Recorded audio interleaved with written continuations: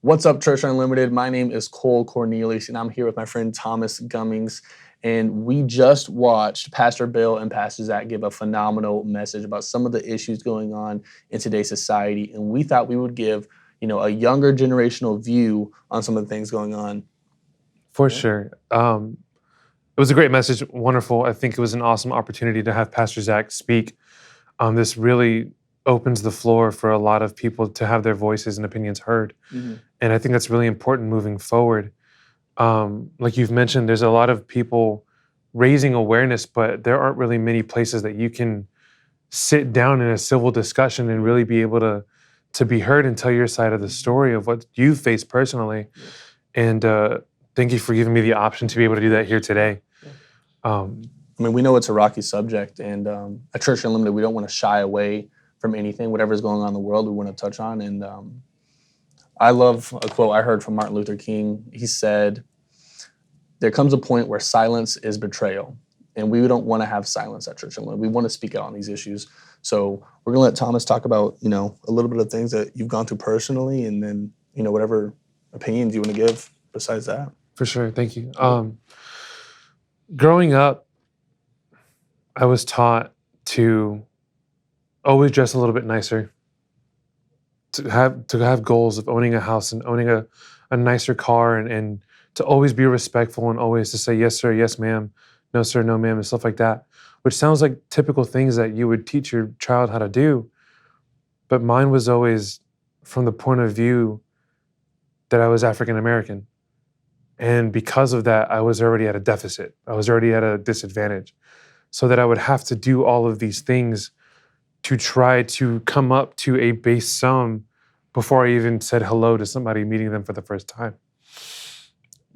Growing up, I remember being in school and being separated, and it's not to any kid's fault, but being told that I couldn't play with somebody because of the color of my skin, or one time in particular being told that I probably smelled because of the way that I looked. And I can only recall a story of my brother Artie. When he was a child, I remember my mom telling me that my brother was in the restroom constantly washing his hands and constantly scrubbing at his skin. And my mom asked him, like, what's wrong? What are you doing? Like, are you okay? And I remember my brother saying that he was trying to wash the black away. And that resonated with me on multiple occasions as I got older. There was a time coming back from Rockport, Texas, in the band that I used to be in, we had a recording session. At the time, I just got a brand new car. That same weekend, I took it up there with my drum set and everything. On the way home, I noticed a cop car following behind me. And anytime that happens, there's this uneasy feeling in my stomach that if this is for me, I ask myself, am I gonna make it home after this? So the cop turned on his lights, proceeded to pull me over. Of course, I'm taught from a young age, hands always at the wheel, always visible, no sudden movements. This is life or death, is what I was taught. I get pulled over. I call my mom, just in case something were to happen. And the officer comes to the window, asks me for my driver's license and my registration, all that stuff, and immediately follows up with, "Are there any drugs in the car?" Immediately follows up with, "Is all this equipment yours?" Because of course he has his flashlight and he's like panning the windows and all that kind of stuff. And he immediately asks, "Are there drugs in the car? Is the drum set yours? Is it stolen?"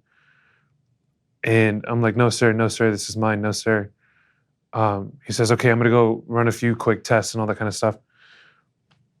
As he does that, there are 4 other squad cars that pull into the area. And at this point, I'm effectively surrounded. Like, if I were to try to leave, that wouldn't be possible. Of course, I know better because, again, it's life or death for me. Comes to the car saying that the plates are registered, that they are not registered to match this car, that my car is stolen. I said, there's no way that's literally not possible. I have fresh insurance papers, like it's here for you. Um, and I hear my mom say like ask to speak to his supervisor, and I do that, and he allows it, but there are already hands on holsters. There's already people taking defensive positions, and at the entire time, I can't help but think, am I next? Am I next? Am I next? And you know, it turns out to be a mix up that the systems hadn't updated yet, because I just got a new car, as I try to explain to them, and even then, everything was resolved. No tickets, no warnings, nothing like that. And I was sent on my way. And the rest of the remainder home, there were 2 cop cars following me all the way home. Um, do I think all police officers are bad? Of course not. No. But do I fear for my life every time I get pulled over? Yes, I do. And that's something that I was taught at growing up, that things are just going to be this way. There's no point in talking about it because that's just the way it is. And it's you have to deal with it any way that you have to. Going through life, going through high school, going through college, I mean, it always seems like I'm never, like I deal with it once and then it goes away for a while and it feels like it'll never happen again, until we see things like this every so often, every so many months, that get recorded on the news. But it happens so much more than that. It happens on a weekly basis. It happens on a daily basis. Just because it doesn't happen to you doesn't mean it's not happening to somebody that you know. And it happens more often than you think, and it happens a lot closer to home than you think as well. Yeah. It's time for us to really figure out what we're gonna do. I really like what Pastor Zach said in the message. I don't think it's a hate problem. I think it's a heart problem, and it's a time for us to really challenge ourselves and to challenge our families and the generations to come. To look inward at our hearts and see, am I contributing to this problem, or by not saying anything at all, am I helping solve it? And in that, I mean, it's the question that I really want to pose here today. Yeah, I mean, it's obviously terrible to hear all those things growing up, and I like what you said about it's a lot closer to home than you think, and it happens a lot more often than you think. Because, I have Black friends that every time I talk to them, they have at least a couple of instances they can recur or think of, excuse me, to where thinking of, police brutality or, racism in the classroom, at home, wherever it may be. It is a lot more common than people think, and I think that's the first step that we can take, is acknowledging that there is a race issue in America, in the world, and one question that I would ask to you is, from someone that's not Black, what can we do? I mean, this really goes out to anybody, but for this question specifically, to somebody who's not African American, God calls us to love one another. And this is a time that we really need to do that. I mean, call your friends that you haven't spoken to in a while. Don't shy away from, being seen differently just because you want to be compassionate towards another.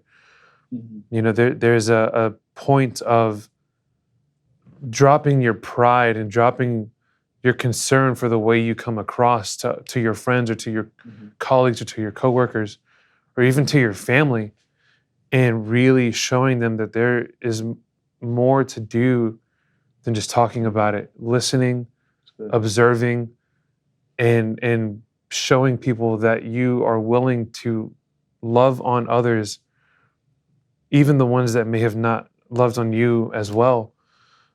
And I think the more opportunity that there are to create spaces like this, that people are able to actively listen. And the thing that I like that you said was,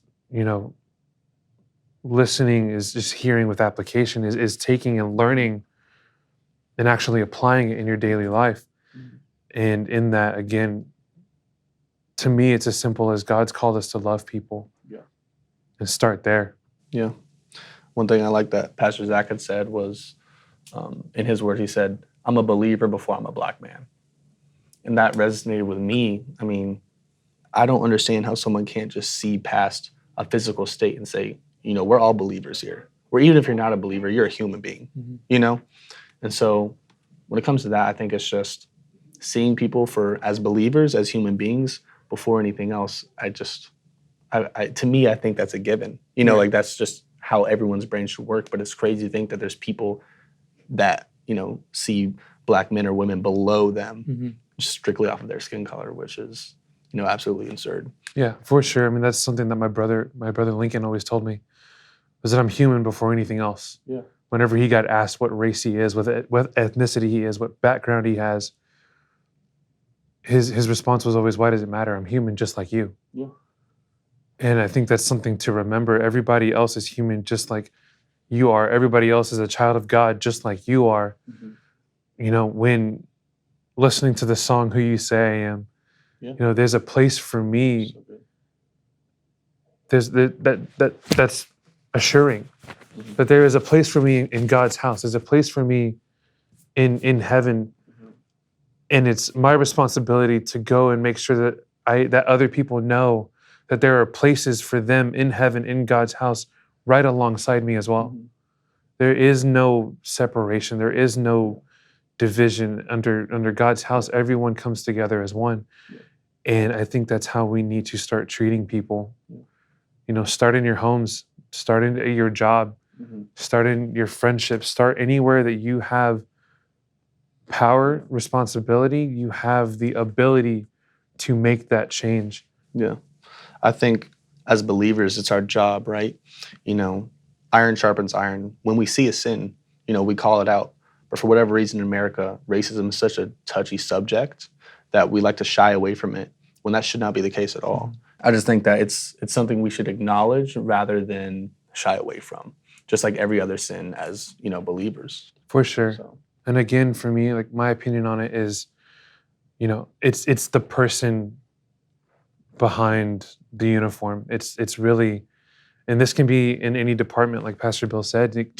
Add blank to any department. Yeah. It can be anywhere and everywhere. Racism and hatred stems into every other facet of life. Do I fault every single person in a certain department? No, I don't. I really do believe that, like, if there's one bad apple, there's one, and we need to address it and call it out instead of letting it sit, because the more silent you are, the more you are allowing this to continue. And like you said, how much are we going to let it slide? And I can't help but think, how much am I going to let it, me personally, how much am I going to let it slide until I'm next, or until my friend is next on the line? It's time that we start holding each other accountable. It's time that we really start calling each other out. There are moments where I feel like jokes between friends grows into something much bigger because we think it's okay in one area, but you don't know who you could be offending that's around you, that's listening. It's a very slippery slope, and like you said, it's a touchy subject, but I believe if you're going to talk about it, talk about it. I just don't see how it could be a touchy subject. You know, it's like when we're referencing another sin, it's acknowledged as a sin. But when we're referencing racism, it's okay, now there's just choose a side. To me, it should be obvious to choose, anti-racism, obviously. It's not enough to be non-racist. You have to be anti-racist. Because if you're teetering that line, you've chosen your side already, And I think bringing that into light, and the best we can do is acknowledge it, speak up for people who are too scared to, themselves. And yeah, it's something that I can't help but think it's a Bible verse that had been popping in my head ever since I heard the message today. Was just train a child in the way that they should go when they're younger, and when they're older, they shall not depart from it. And I can't help but kind of challenge it. I'm like, okay, but what if, the way that we're training a child to go isn't the right way as well? When they're older, they won't depart from that either. So we need to make sure that we're the ones training our children to go in the way that is right, the way that the Lord tells us to go in, which is love and compassion for everybody who is alive and everybody who is under God's name, you know. And for me, it's disappointing at a point where, you know, it has to come to this, it has to come to discussions, but I think it's really important that it does, and I really think it's important for people to be heard. You know, do I blame people who aren't me? Do I blame them for not knowing? No, there's no way that they could know. There's no way that I can be upset that they've never asked me about this before, that I haven't been given this opportunity before. But now that we're here and now that we know what we can do moving forward, can I blame you, or can people blame me for not staying on top of this and pushing forward and making that change? Yes, I can. And I think that you have to ask yourself, can I hold myself accountable now that I know for a fact that this is a problem that we're facing today in society, and let that be the driving force moving forward to your future? I think the power of prayer is really underrated, you know, in today's society, not just when it comes to racism, but all things. And so, I mean, the best steps that we can take forward, I mean, obviously raising awareness, choosing love over hate. It's a heart issue, not a hate issue, just like you said. I love that. And, you know, the power of prayer just does, you know, when I was talking to Pastor Zach, he said the power of prayer is what's going to get us through this, you know? And so 100%. There's so many times where, for some reason, prayer is a last resort when this should be the first choice. So good. Accountability, prayer, I mean, love, that's the end of it. Exactly. Thomas, thank you for sharing with us, man. I mean, I loved everything you had to say. I think we could come together as a generation to really, you know, make this issue something on the front pages, not something that we have to discover. It shouldn't have to come to a murder for us to have these kind of conversations. Right. You know, would you mind praying us out? Sure. Dear God, I just want to thank you for today. I want to thank you for the opportunities that we have to realize that we need you more now than ever, God. Thank you for being the one that keeps us on steady shoulders, God. Thank you for being the one that protects us in these times. God, I ask you today that you give us all an open mind. God, enable us to be able to listen, God. Give us the ability to hear one another, God. Let us not lean on our own understanding, God. Let us seek you. Show yourself in the next few months, God. Thank you for everything that you've done and everything that you will continue to do, God. I just pray protection for the officers, God. I pray protection for the civilians, God. I pray protection for hearts to be softened. I pray for the minds of those that are left to wonder, God. Just thank you so much for being here and allowing us to be here, God, and remind us that you are the one that we should be seeking in these dark times. Thank you for sending your son to die for us. Thank you for forgiving us of our sins. And thank you for today, God. It's in your son's name I pray. Amen. Amen.